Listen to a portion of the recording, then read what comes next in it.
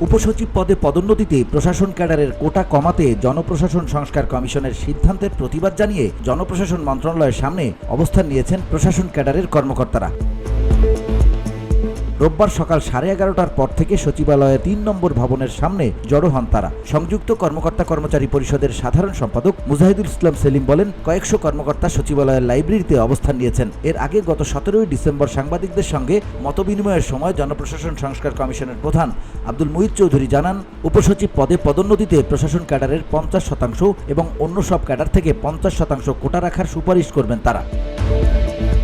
31 ডিসেম্বরের মধ্যে সরকারের কাছে এই কমিশনের প্রতিবেদন দেওয়ার কথা রয়েছে। তবে বর্তমান বিধিমালা অনুযায়ী উপসচিব পদে প্রশাসন ক্যাডারের 75% এবং অন্য সব ক্যাডারের 25% কর্মকর্তাদের পদোন্নতি দেওয়া হয়। কমিশনের সুপারিশের মধ্যে রয়েছে জনপ্রশাসনে উপসচিব ও যুগ্ম সচিব পদে পরীক্ষার মাধ্যমে পদোন্নতি, উপসচিব পদে পদোন্নতির ক্ষেত্রে প্রশাসন ক্যাডারের কর্মকর্তাদের জন্য 50% ও অন্য ক্যাডারের জন্য 50% বরাদ্দ করা এবং শিক্ষা ও স্বাস্থ্যকে ক্যাডারে অন্তর্ভুক্ত না রেখে আলাদা রাখা।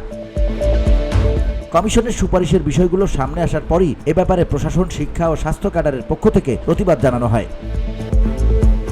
VOD Bangla news desk.